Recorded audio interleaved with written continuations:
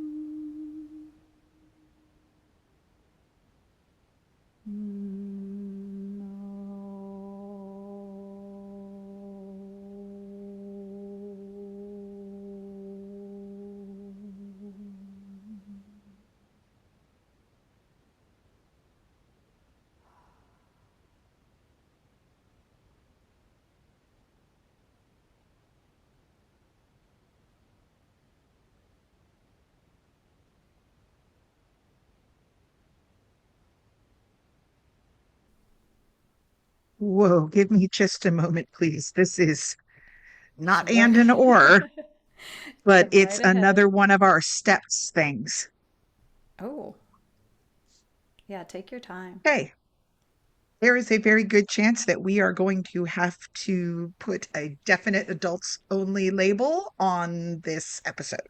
Oh my, watching your face as you were writing that was absolutely hilarious. And I have to say, if my voice sounded a little bit off, it's because in that song and movement, I felt like it was like jazzercise.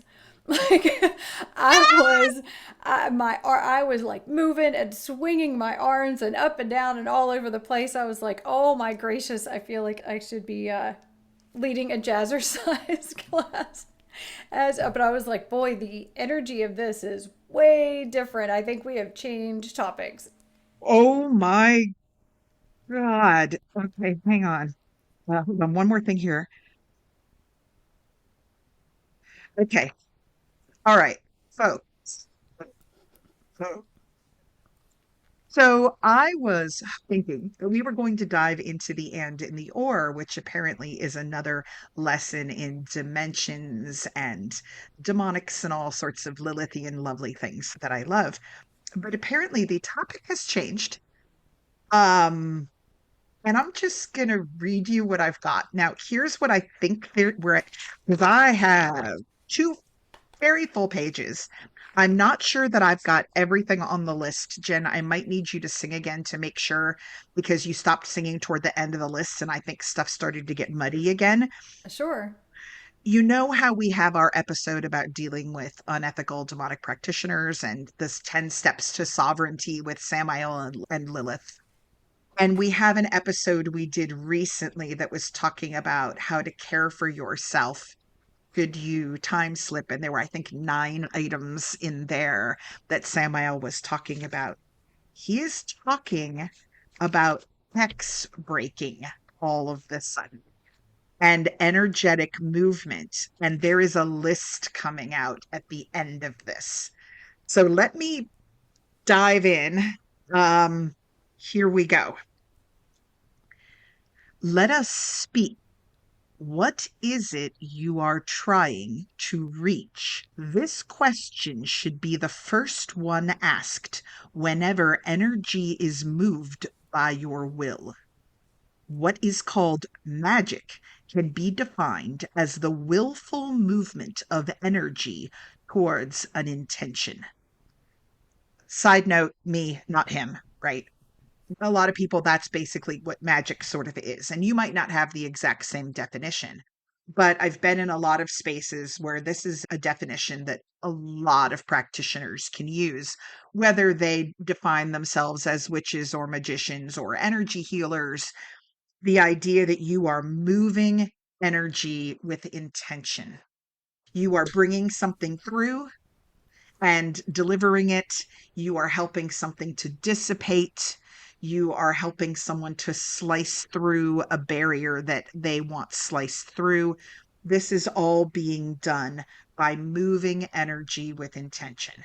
When we do the power of story, we are opening up the gates and allowing, we are being conduits for the power and will of Michael and Samael to come down and deliver information to places where it might not otherwise be heard.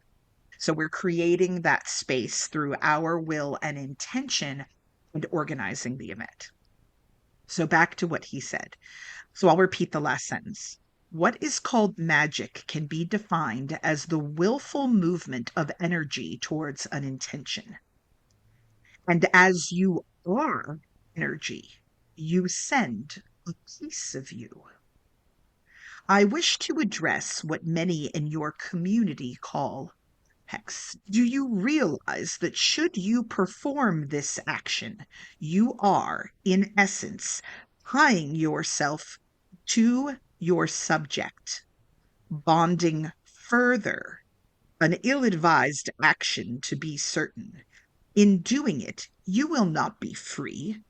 You will bind yourself in obsession. And so, let us return to What is it you are trying to reach? Is it freedom? Is it peace? Is it balance, love, hope, or opportunity? Or are you so deep in your own prison that you wish to give the one holding the other end of the rope during your spell power over you? And then he starts going into the list of things to do instead. This is a really interesting topic to me because I see this all the time. People will reach out to me and say, I want my ex out of my life. I want this person I don't like out of my life. I want to send them something negative. And what Samael is telling you here is in doing that, you are not releasing yourself at all. You are instead sending a piece of your energy towards someone, which means you are further tying yourself to them. And you may think that in doing that, you have all the power. They're holding the other end of the rope, which means now if they pull, you're bound.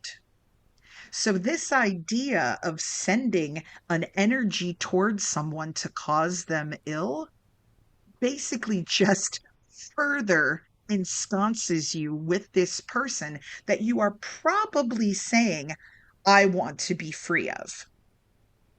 So Samael is asking you the question, what is it you are trying to reach? You may not be being honest with yourself. Maybe that ex dumped you and you're angry, and underneath it all, you actually want to be closer to them. And so you're actually trying to tie yourself to them further. But in most cases, what people say is, I want them out of my life. And if you really want them out of your life, if freedom is what you are trying to reach, then you need to send absolutely nothing their way because your goal is freedom and movement on and to put it behind you and to be out of their energy. And so when I get people all the time who do I call them the hex my ex contacts. When people contact me and say, "Psst, Tava, you do hexes?" I go, who are you trying to tie yourself to? And they go, what? No, no, no, I don't want to do that. And I go, then that's not what you're looking for. And anybody that you hire to do that for you is not only tying you further to them, they're also tying themselves, Yeah. in Samael's humble opinion. And something I want to add to that too is that some listeners or people may not be at all into magic or the idea of doing hexes or that kind of thing, or may Mhm. already get that concept, but not realizing that, in my perspective, our words and our attention do the same thing.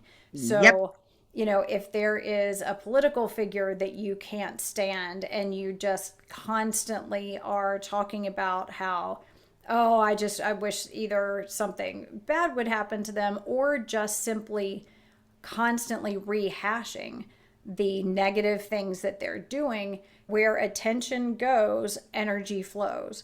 So Yes.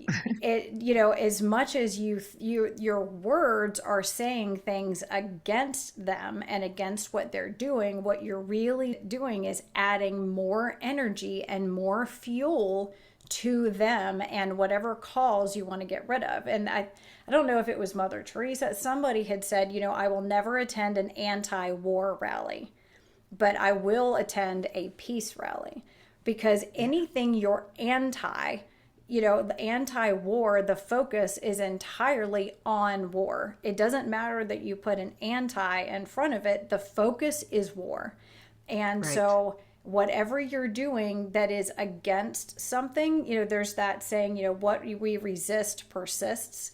If your Mhm. focus is on that, you are only feeding it and making it bigger and putting your attention and tying yourself to it. So, the best thing you can do when it comes to something political or a cause or whatever is put your focus and your words directly on what you do want, the outcome that you do want, and the rest just fades away.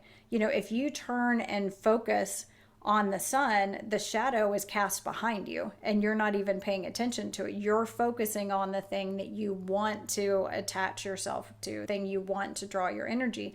So I could see a lot of people might be listening and thinking, oh, I don't do hexes. I'm not into that kind of stuff. This doesn't apply to me. But I think it applies to all of us because we all send consciously and unconsciously our energy to things that we really want and that we really don't want. And a lot of the times, I think we spend a lot more time sending our energy and continuing to keep active in our energy field the things that we don't want because we worry about them, or we say, I just hope this doesn't happen. Oh, I just hope it doesn't rain. I just hope it doesn't rain, you know, as Yep. opposed to, oh, I hope it's just bright and sunny all day, in little and really big ways. Exactly 10 times over. And this also comes up when people say they need to vent, right? Is talking about something to get it out good? Yes. But what I see sometimes is somebody will contact me and say, I just need to vent. And then it becomes obvious that they're venting over and over and over and over to 10, 12, 20 people. And that venting is not helping It's because otherwise they perpetuating. wouldn't have to repeat it over and over again. And what they are is they're stuck in their anger and frustration. And every time they're giving voice to it, beyond that first, I just need to tell somebody. I mean, sure, there are lots of times when I mean, heck, just listen to the last podcast where I was like, here's my soapbox. I'm going to stand up. I'm going to say what I need to say. I'm pushing the soapbox, right? But if I now find myself reliving that anger, and again, when I tell my husband tonight, and then reliving it again when I go out to lunch with a friend, okay, now we're getting into the territory where I am living in a non balanced state because I'm letting the energy of what upset me rule me. And I'm spreading it around to everybody who has to listen. Again, my apologies for the last podcast. I should have vented just to Jenn. But anyway, let's just say you got to hear music and it was a good balancing exercise. I don't know what excuses I'm going to make for myself. But I the think you point had a is, lot of really good points, and okay, sometimes thank we you. need to make really good points, and I think it's totally fine. Thank you. But what Samael is redirecting us back to is we all get into spirals where we get sort of obsessed and we get monkey mind about something and we go over it and over it and over it. We've all had times that we stand in the shower and go, well, I would have said X. But if we can sit down and focus on what is it I'm actually trying to reach? Am I trying to reach a place of peace? Am I trying to reach a place where my heart feels hopeful enough that I can move on? What are things that I can do instead of this spiral of emotions that is only spreading imbalance and possibly giving power to the thing that upset me? In this case, we may actually start to feel like we've become hexed ourselves. In the idea being that we're under the spell of frustration and anger and heartbreak. And what are some things that we can aim for in order to break that pattern within ourselves? We cannot control other people no matter how lousy the person in your last relationship looks now. They didn't look that way when you first got into the relationship with them, or you wouldn't have gotten into it, right? They served a purpose in your life. There was something you were looking for at that time. Things did not turn out the way you expected. But now, if you are just swimming in the deep, a lot of us think they did that to me. They're not part of the picture right now if you can reorient yourself.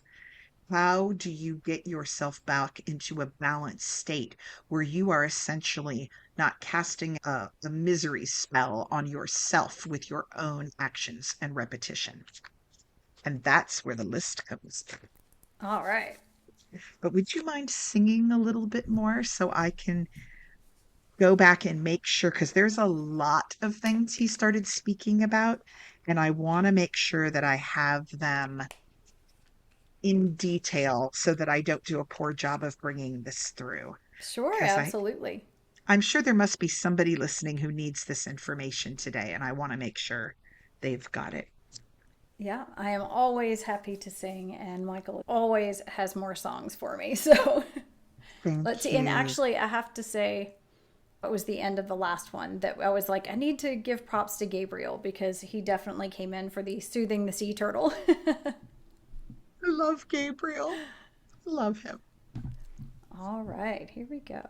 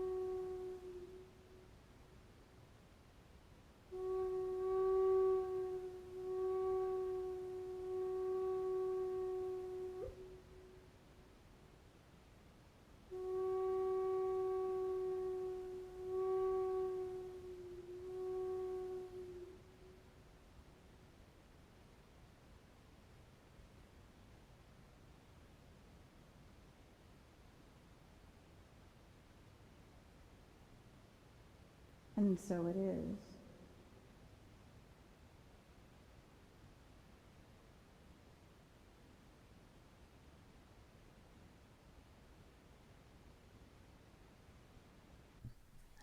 Thank you so much.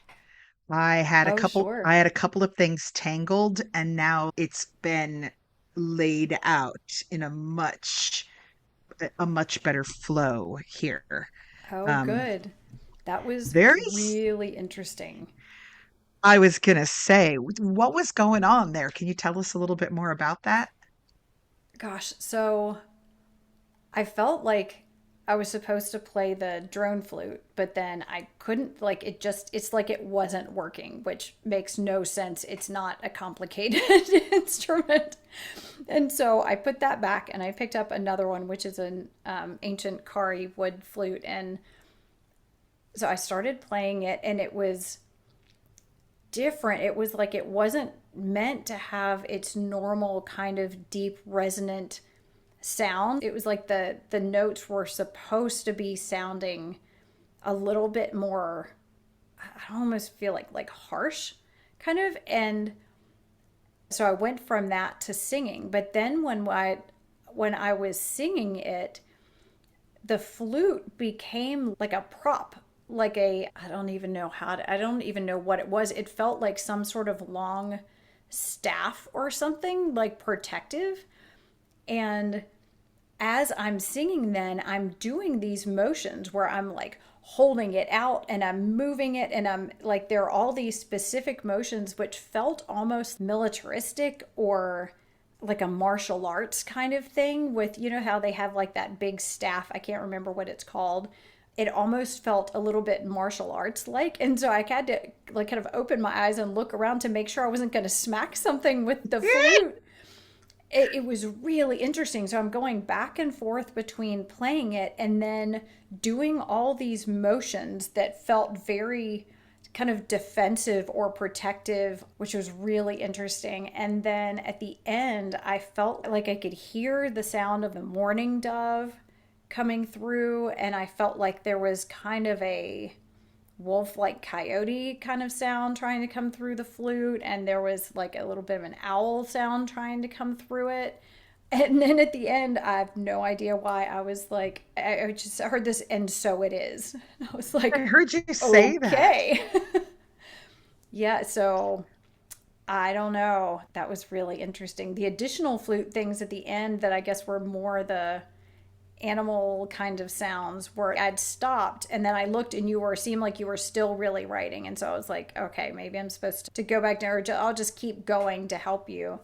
And that was when it was, the sounds were more, seemed like nature kinds of sounds trying to come through, that I didn't do a great job of making the sounds that were trying to come through, but No, I've never no, it tried to do sounded that with a incredible. flute. So It sounded incredible. And I mean, I feel like you basically like set up the water slide so the information could come down and hit in terms of just opening up the way, because this is pretty cool, I think. And I think this is going to help people. And it also really challenges a particular practice that I know myself and a bunch of other witches have done on a regular basis.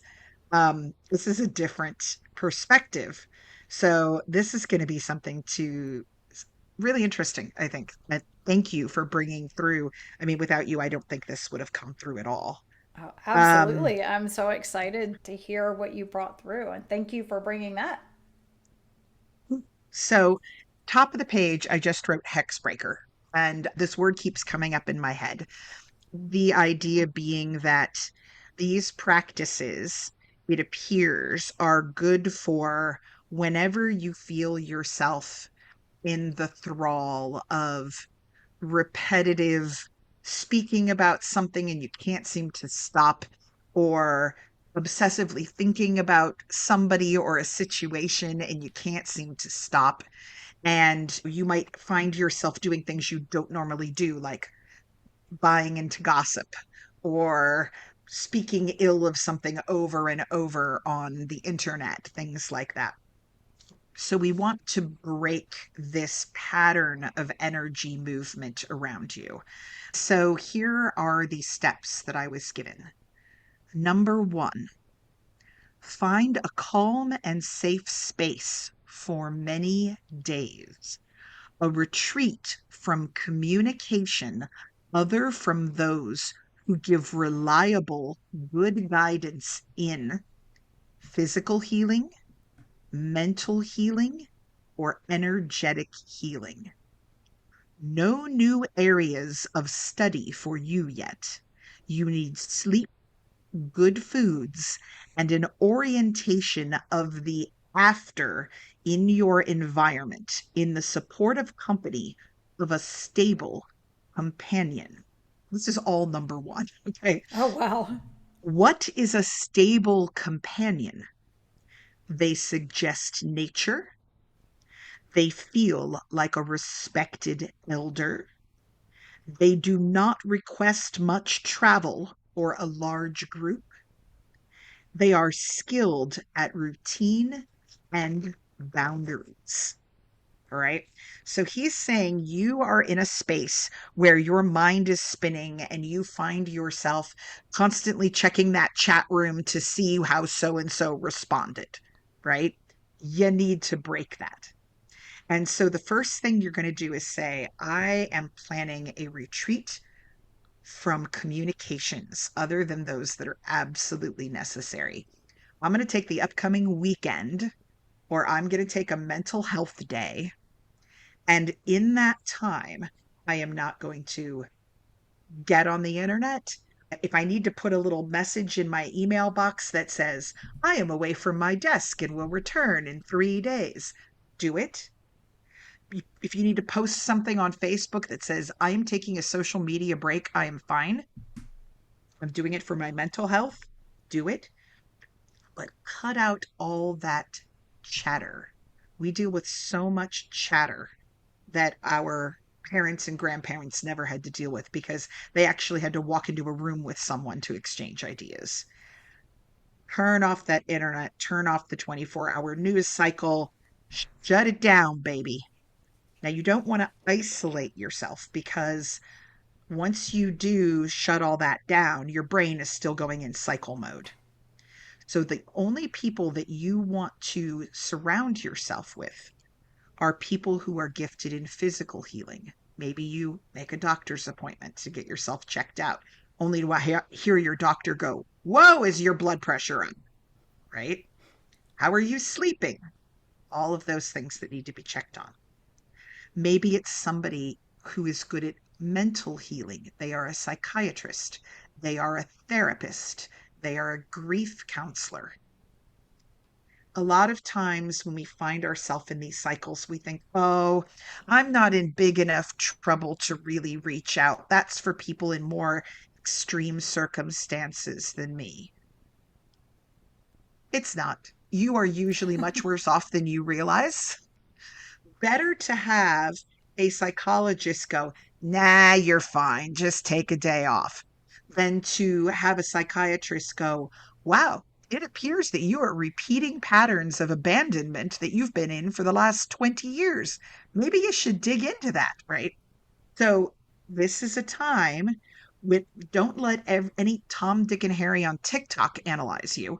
We're looking at people who are calm, measured, respected in their fields. An energy healer, such as the Gente, right? She has been doing this a really long time. She is calm.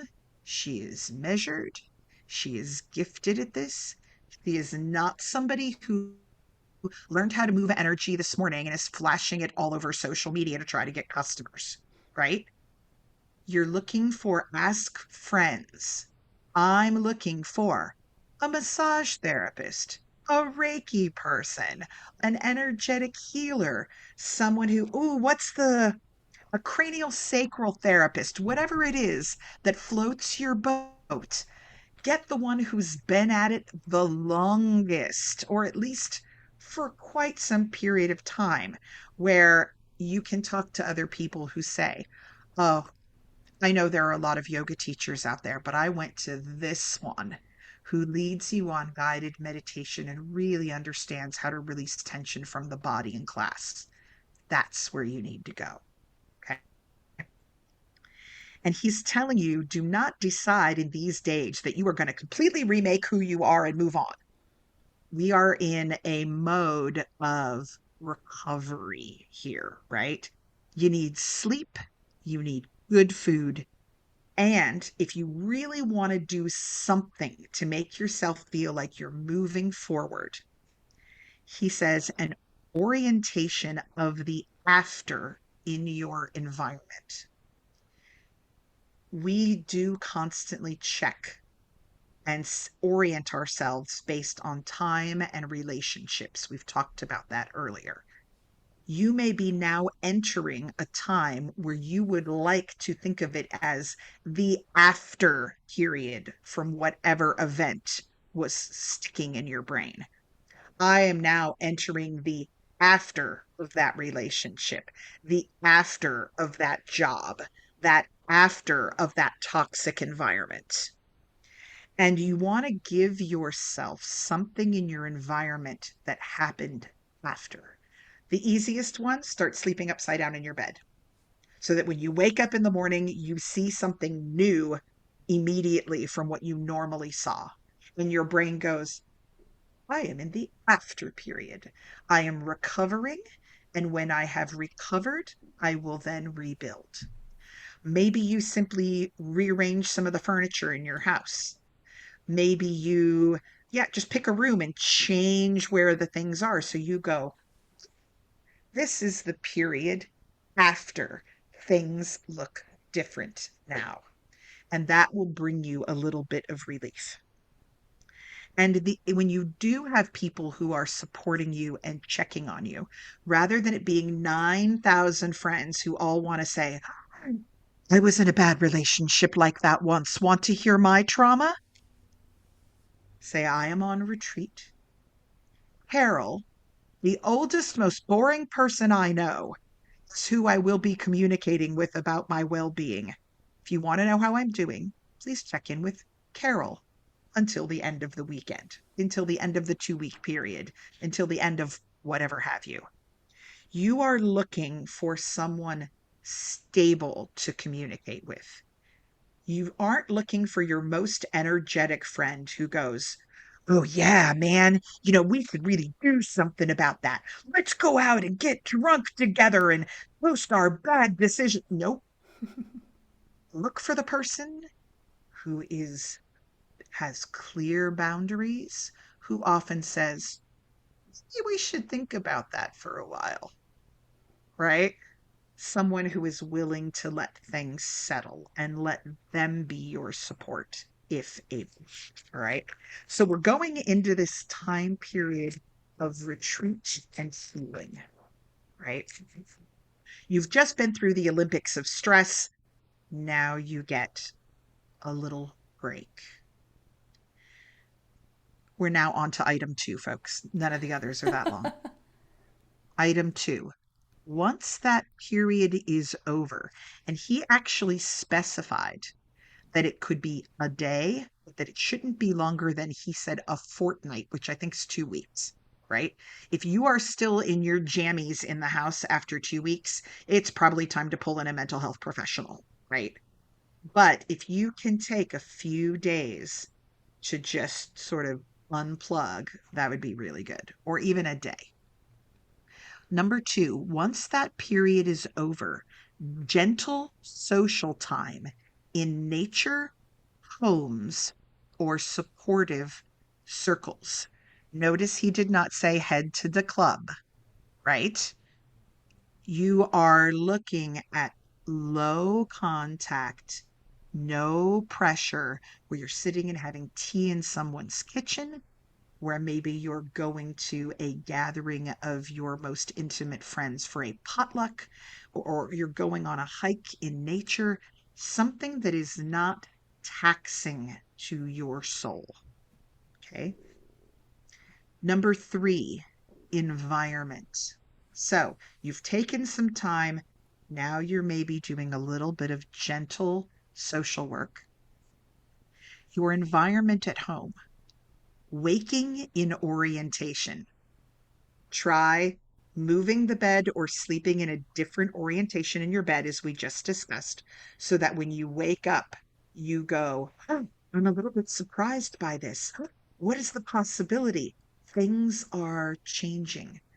The feeling that you might be able to pull out of your circumstance is hope. And we know that hope is the greatest magic, right? Even where we're not feeling a lot of love, hope can sustain us until we feel love again. So wake up perhaps with a new orientation. He also suggests change of color, change of directionality, and a clearing of space. And he said that we might suggest going back to that 10 Steps to Sovereignty by Samael and Lilith and putting those steps in place. The, oh no, I feel like I've been depressed and I haven't taken the recycling out in forever, right? Clearing space, playing music. If you run across your ex's shirt and you feel anger welling up in you, let that energy out at the shirt right before you throw it in the donation bin.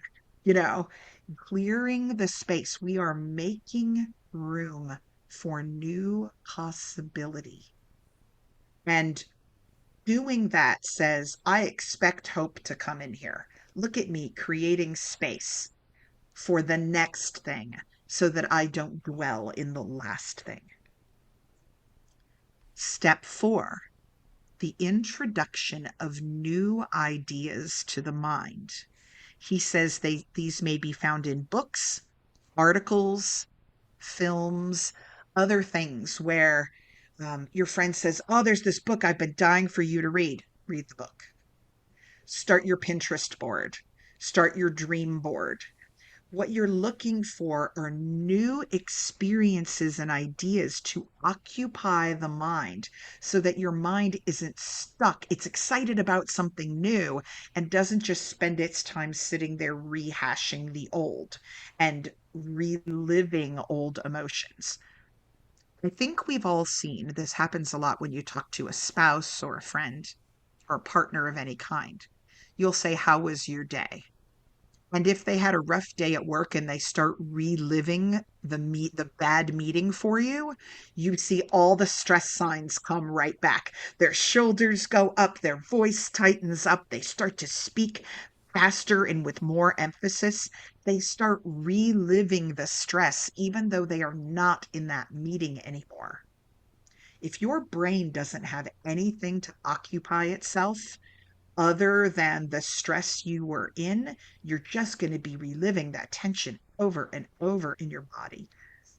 This is the time to say, "I've always wanted to learn blacksmithing, and I'm going to read everything I possibly can, and I'm signing up for a one-on-one session."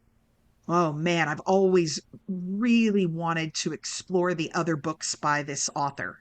I'm going to escape into their world for a couple of hours a day." There's this film that my friend says is absolutely freaking hysterical. I need to go laugh. Which leads me to number 5. Number 5, Samael says, laughter by any means peaceful. That laughter is a movement of energy through the body. And if you feel stuck, laughter is going to open those things up. Way back in some of our early podcasts, and I think I talk about it in my Spiral Pathways Witchcraft book. We talked about laughter circles where people lie down and put their heads on each other's bellies in a big circle, and one person will start fake laughing, just going, and it starts to spread, and soon everybody is actually laughing. And it's this catharsis of laughing in a group. Read the stupid comics, go see the bad movie, whatever it is, ask your friends, say, "I need a Talladega Nights movie night. I need all the stupid Will Ferrell movies front to back," right? Like, let's bring them and sit together. As much laughter as you can. Notice he said laughter by any means peaceful. don't go to a stand-up comic who's going to be racist for 2 hours. That is not a means that's peaceful. That's not the laughter we want to be bringing in right now. Or We watching want, maybe like a million nutshot videos. yeah, that's not necessarily so peaceful. It might be funny, but we are looking at where you can laugh without guilt. Because sometimes in those environments, people laugh because they're uncomfortable. They laugh to relieve tension. That's why people laugh in horror films, is they're relieving tension, even though sometimes it's not funny, right? We want to put you in an environment where you're not laughing to just relieve the tension of the environment. You're laughing to move energy through you and to enjoy yourself, to let your body remember what it's like to experience joy and delight. Tickling. Tickling can be torture. Just do it sparingly. Okay. Number 6, travel. Now, a lot of us go, I can't afford to travel. Look at the gas prices. Okay. I love this idea. Somebody gave it to me once and I recommend it to people all the time. You don't have to get a hotel room and a long car drive or a plane ticket to travel. You can contact another friend of yours, someone who you feel safe having in your space and that they feel safe having you in theirs, and say, can we trade houses for 24 hours or from Friday night to Saturday at lunch? Like, could we meet for Friday for dinner? And I'm going to pack an overnight bag, and you're going to pack an overnight bag. And then we're going to give each other keys at dinner. And instead of going home, we're going to the other person's house. We're going to pretend it's an Airbnb. And when we get there, there's new things. The forks aren't in the same drawer. Like there's different shower gel in the shower. And your brain that just is stuck in routine so much, the obsession with whatever you were stuck in may also be, those thought cycles may be due to the fact that your brain doesn't have anything else to do. So if you put yourself in a new environment where your brain has to go, wait, where's the cups? Where's the cups? Or hang on, looking for the toothpaste. Your brain is going to be occupied because it has to orient itself in space, which leaves less brain power for worrying and thinking about the past. And sometimes in that space where you don't have your own laundry to do because it's not there, and you don't have your own internet, and you don't have your dishes to put away, there's room to sit down and journal and to look back at the situation that you're not currently standing in and say, what fresh new ideas do I have that I might implement in my own space when I get home? So you can travel on the cheap. Just find a buddy who wants to spend the night with you. Now, if you are like my husband, who the idea of anybody coming into our house sends him into an anxiety spiral, this is not the idea for you. In that case, if you can, go get yourself, it doesn't have to be far, go get yourself a one night Ramada across town. Go out to eat at a restaurant you never go to eat at, lay around in the hotel in your underwear, and give yourself the gift of a night in a hotel without chores around to reorient your brain. Another thing that when he was talking about travel and whether or not that's really possible based on work schedules and money and whatever, I was thinking just traveling differently through the spaces that you already traveled. So take a different route to work on the way to drop your kids off or Yes. you to pick your kids up. Take routes that you've never done and see if you can navigate your way through a little part of town that you don't normally go through, or stop and eat at a completely different restaurant that you've never been to, or just go into a shop that you've never been into but you've driven by it 100 times, just for the sake, and Yes. you don't have to buy anything, just for the sake of going in and having, it's like you can have almost like a little day trip in the same area that you're in all the time, just by going to the places that you go by a million times and never really even look at and might not even know they were there until you just intentionally veer out of your way. That is brilliant because when you do go into that shop you've never been into before, your brain goes, who am I in this space? If you go to the restaurant you've always been to, you may know the waiters, the waitresses, the menu. But if you go into a brand new restaurant, you can be wherever you want to be in that restaurant. There is no preconceived in that restaurant, right? And that is one of the beautiful things, the beautiful gift to give yourself to say, I'm going into a new space. Who will I be in this space? I'm going to fake it till I make it. I'm going to walk into it as a person unencumbered by that last thing that happened. And this is one I think I actually got from you, Jen. If you really can't go outside your house, put up a tent in the backyard. Camping, even if it's just in your backyard, you see kids do it all the time, but sleep under the stars or being out in nature or waking up in a tent versus a bedroom is going to completely change the way that you go into that next day, right? So, and if you don't have a backyard, blanket fort in the living room, people. What we're looking for is change so that you can see yourself not as a person stuck in a pattern, but as a person outside of that pattern. You can lay there in your blanket fort and go, the me of 2 weeks ago would never have done this, right? You can see progress. You can see yourself moving on. So, travel. This is fantastic. Number 7, care of the body. Here's the part that gets a slightly rated R, folks.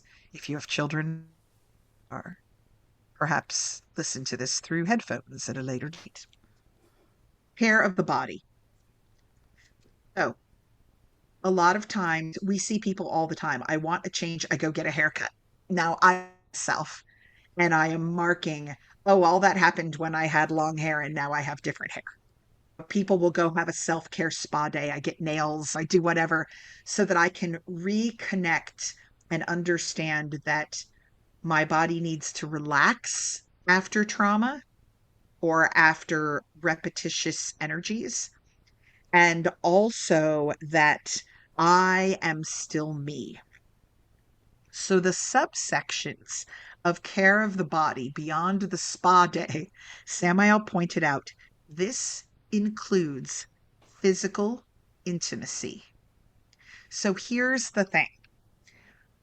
We orient ourselves on other people all the time. Oh, look, there's my love. There's the person who holds me. There's the person who touches my hand. There's the person who I can always count on to make space next to them at the table. If the situation that you're from, the situation that you are moving on from is a person, then when you lost that person, you also lost a tremendous amount of physical intimacy. And it could be anything from this is the person, this is the grandma who patted my hand to reassure me, to this is the lover who used to take me to bed. Humans are designed to be touched. We all saw what happened during COVID. Therapists were freaking out because there were lots of people in touch therapy who, as we spend more and more of our time on the internet and more time in public spaces, a lot of us don't get hugs, right? My husband would also talk about, when I worked at school, everybody that I worked with and the kids hugged me all the time. I had great touch, right? A lovely people showing me affection all the time. But in a government office space, nobody ever touched each other. The only hugs he got in his life were from me. So if the only physical touch you ever get was from that person who you are now separate from, that is going to create its own grief period in your life. Seek out other forms of physical touch. Now, I am not saying go pick someone up at a bar and go home with them, but can you go get a massage? Can you go to a spa where someone puts their hands on your head for a little time? Do you have a friend or a family member who is willing to rub your feet? Do you have a friend who is, I have a dear friend. I actually just got back from visiting her, and we were walking. I have antique store trauma, but that's a complete different story. And I was telling her about how every time I walk into an antique store, I have flashbacks because my parents always used to take me to antique stores because they loved them. And I get flashbacks to my childhood. I feel a lot of the yucky feelings that I felt in my childhood. That when my dear friend walked up and took my hand and just walked me through the antique store, going, "Oh, look at these beautiful glasses. My grandmother used to have some like this. All over there, Tava. What can you tell me about it?" But having someone hold my hand as I walked through a space that had memories in it that I was having difficulty with made all the difference. So look for other places to get. It doesn't have to be sexual touch, just touch, right? Now here comes the part that's a little more adult. Samael says this may include a raising of power with the self. And I asked him, "Are you talking about sex magic?" And he goes, "Yes." That is a whole other topic that maybe we need to do on Valentine's Day or something. But let me just paraphrase it nicely here. There are certain activities that one can undertake with oneself, and when you are undertaking those activities with yourself, you are not worrying about anything else. Your brain is really focused on something. And sometimes you are in a place where you are lying in bed, about to go to sleep, and those thoughts that have been cycling in your head come back. The rage, the abandonment, the frustration. Might we suggest perhaps a foray into a certain release of tension one can give themselves? In doing that, you are raising power in your own body, and then you can say, "I want the best for myself," as that power is unleashed. And like I said, can be a whole other episode at some point when we have fans to keep us from getting too hot and bothered. But that is another form of self-care and intimacy that can help you break out of mental cycles. Woo, number 7. All Okay, wow. right. Number 8. Don't forget your guardians. Samael says guardians during sleep and liminal spaces. So you may be doing just great on that situation you want to leave behind in the daytime, but perhaps at night you're dreaming about it. Those people are popping back up in your head, and you don't feel like you have any control, and you are reliving these emotions. Perhaps this is coming to you in quiet times of meditation. Call in guides and guardians and ask, is there anybody new out there who can help me this edge state between my old life and my new? Is there anybody who can come and stand here and be with me? Is there anyone who might also help me with self-worth as I go forward into this new area? I'm just saying, Lilith is a good one to call on at this time. We're almost done. Number 9, hopeful and protective charms. And this is where something came up that made me go, He says these charms should not be designed to keep away a specific person.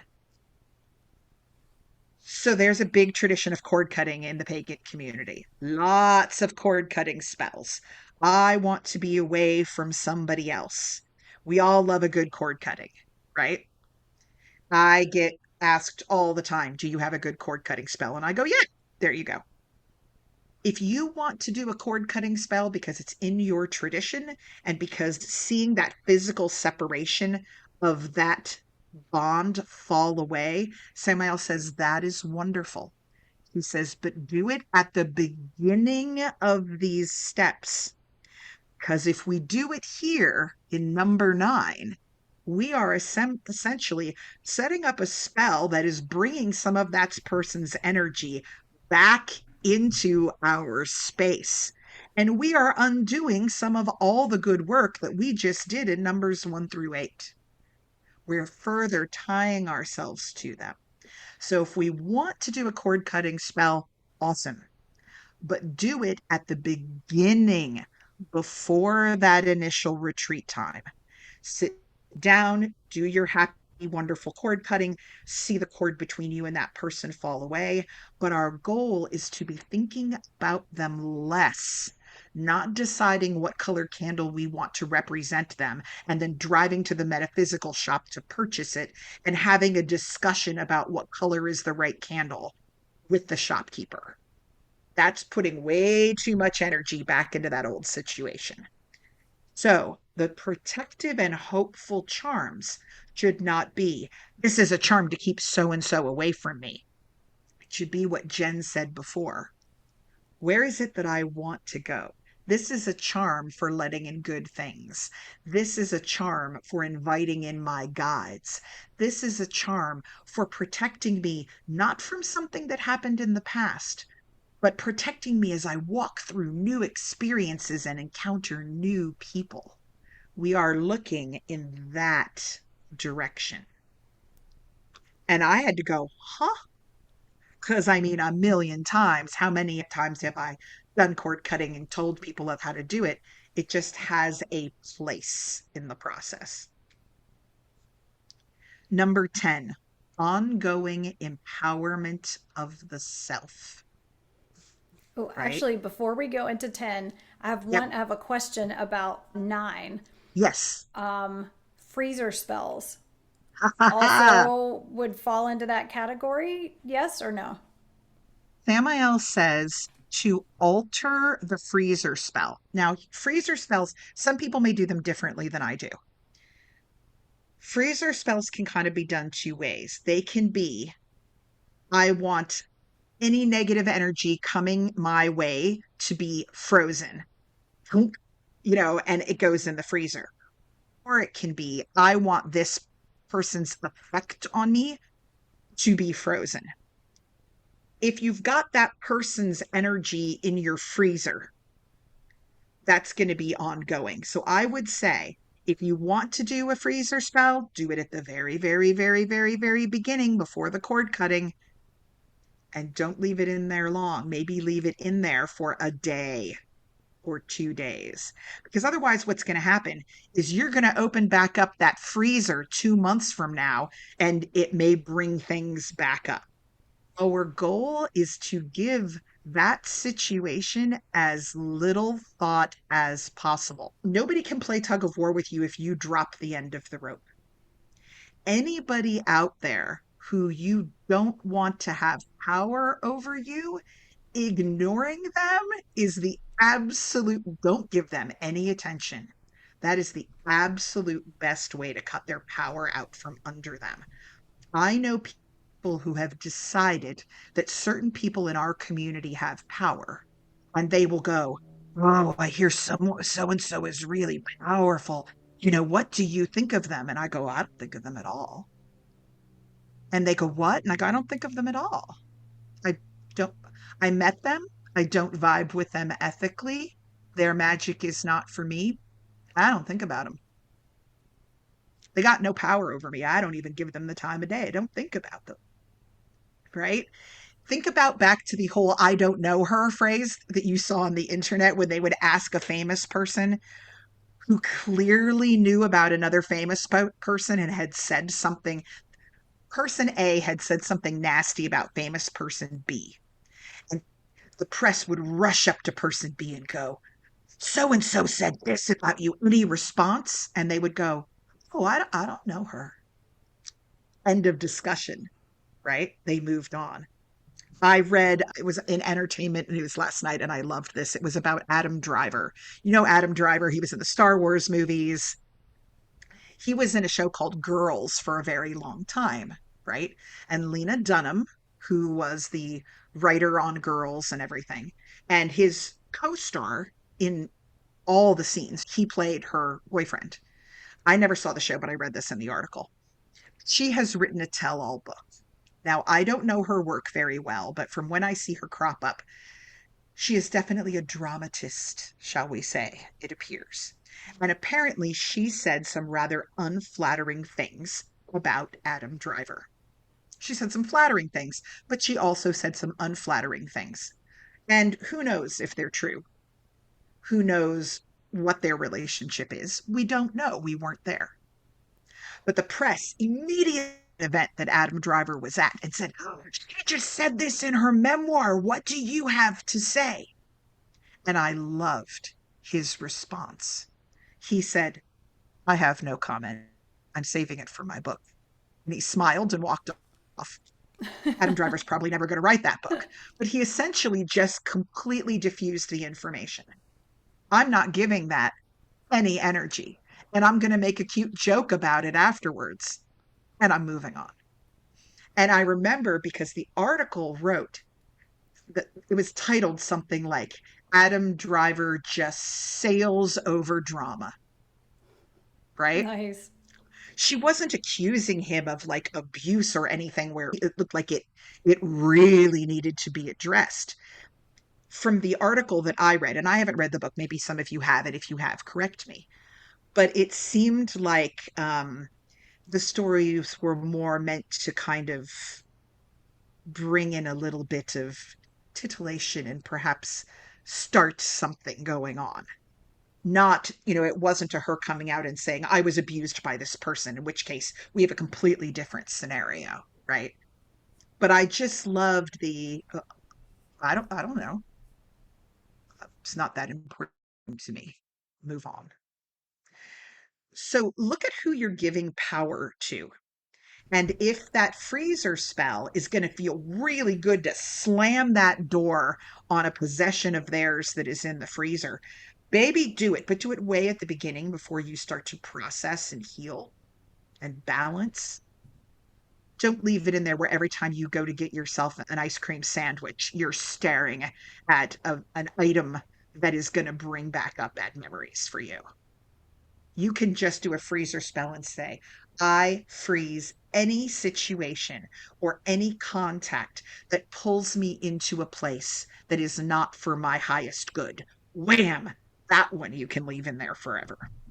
Yeah, I would say that sounds much more in line because it seems like anything that is directly related to a person or a situation just ties you to Yeah. whatever you've put there. And you don't want to be bound any more than you have to be. You've got important metaphysical stuff to do, folks. Um, Number 10, ongoing empowerment of the self, right?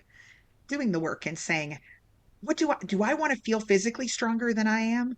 Do I want to feel mentally stronger? Do I want to feel more supported in my community? What can I do to feel stronger and sexier and more brilliant and more powerful? Not at the expense of others, but what steps can I take to raise my energy and my health and my vibration? What are the patterns that I have that routinely bring me down? What are the things? Is this the ninth relationship that has ended the same way? Then there's work here that I need to do rather than saying all of my exes are crazy, because mathematically, probably not all of them are. Or if they all absolutely are, what is it that attracts you to that type of person? That needs to get fixed. And that leads to number 11, ongoing psychological support. I know Jen and I have said this a million times, but we're going to say it again. Therapy is good, baby. Therapy and psychologists and people who know what they're doing is a good idea. So many people go, I'm just going to handle this metaphysically, but then they try to do it with no support. Or they pick somebody who says they're good at shadow work, who is offering classes on the internet, who has no track record and absolutely no idea what to do when you have a mental breakdown. Well, and there are lots and lots of types of therapists and types of Yes, support. It's not just I don't want to go and just sit there and talk about my feelings and have somebody say, "Oh, how do you feel about that?" Like, which right. sometimes that's exactly what you need. But there are lots and lots of different types of things. There's EMDR, there's all different types of therapies where some that actually that train your brain away from those obsessive kinds of thoughts, that train Yep. you to shift things in your body when you start going down a certain way. There's, the tapping solution, like that's a good thing to look into. There are lots of different types of things.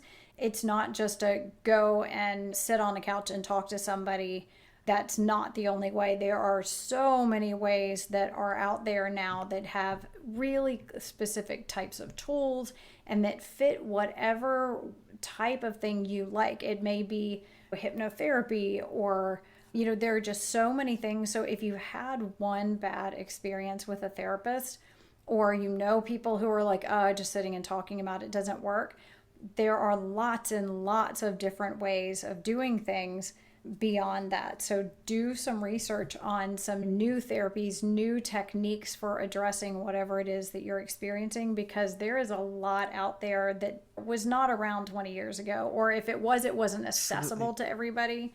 And these things are so widely available, and no matter where you are, there are teletherapy for most things now. Absolutely. And other things that might fall under this umbrella, while they might not be sort of textbook psychological support groups. Is there a support group in your area for people who are coming out of relationships? Is there an Alcoholics Anonymous group? Do you need that? You know, is there mindfulness training with a Zen Buddhist group in the area that might teach you techniques for what to do when you find your thoughts racing? There are lots of support systems, and you don't have to pick just one. You can find ways that they integrate with each other and go, "Ooh, whenever I get stressed, I now can use this mindfulness technique that I learned from this Buddhist group. And then on Tuesdays, I go to see my support group, and they are there for me. And then once a month on Thursdays, I go see my psychiatrist." You can mix and match.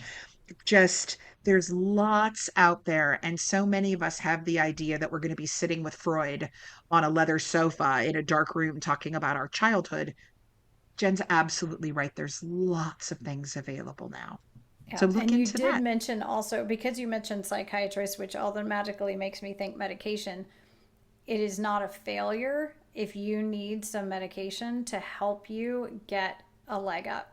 There are Yeah. times when your brain just cannot reuptake serotonin. It can't do what it needs to do in order to lift your mood and lift you out of things. Or there are chemicals that are just out of balance that could really benefit from a medication that can bring things into balance. I'm not saying drug yourself into some sort of place where you're numb, but there are lots of variants there as well. And there are times when it really, really is an absolute night and day difference in how you Yes. feel really quickly. Yeah, I So I have that's been on that always path. something. Yeah, me as Yep. well. We have both been on that path. We have been to therapy. We have been to psychiatry. I have taken medications. Friends, take care of yourself. Take care of yourself. And now we are in the last two, and they're very short. They could actually probably spin off into their own podcast. Number 12, reconsecration and renaming.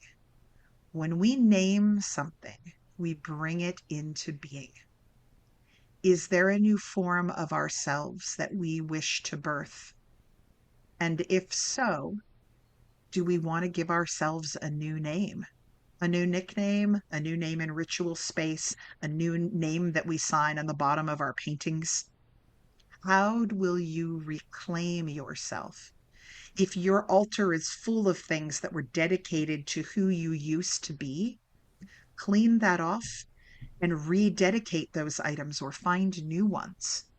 Think of where you want to go and plan for that. And number 13, Samael says, a temple to the self. And we can go into this at another time, but loosely, what it means in Lilithian magic is the idea that you are divine. And we often fill our altars with images of other entities that we wish to invoke. Do not forget to invoke the power of yourself and understand that while you are going through a difficult time, you are just as powerful and just as precious as those that are depicted in those statues and named in those sigils in front of you. What can you add to that altar that says, I am bringing my greatest self into being, and this is a tribute to who I am becoming? I love it. Wow. Well, Who? that was a lot. Yeah. Wow. And so, friends, think a little bit more closely before you reach out and say, how much to hex my ex? Because, baby, you have a much brighter future than that. You have so much more opportunity than that. Leave that old situation behind. Let it go. Let the earth swallow it back up and walk forward with your chin up, saying, look at how I evolved. That situation is in the past. It is part of who I am energetically. I have learned from it, and now I stride onward. Hope is the strongest magic. Hope is the strongest magic. Dose yourself with it liberally as you walk along your way. If you feel that you have no love, hold on to that hope, because it is hope that will open the door for feelings of love and connection and adoration to come back in. So enjoy your week and may it be filled with hope. May it be filled with hope and your own strong magic. And I just realized that normally we would end with a song, but I was just thinking, and interestingly, I ended up ending a podcast a couple podcasts ago with this, but I brought through a song called Consecration of an Altar to Hope that is a part of the Lilith album that I'd completely forgotten I'd even brought through, and I found it the other day. And so I think we will end this podcast then with the consecration of an altar to hope. How perfect is that? Yeah, I just happened to come across it when I was editing one of the other podcasts, when the one where he first said, hope is the strongest magic. And I was like, oh, that's going to be perfect. And that seems like just the place to end today as well. So, Thank you so much. That is ideal. Well, folks, enjoy the song and don't forget to enjoy yourselves. Laugh as much as you can. Take yourself on a trip. Have fun becoming. And thank you so much for listening. until next time.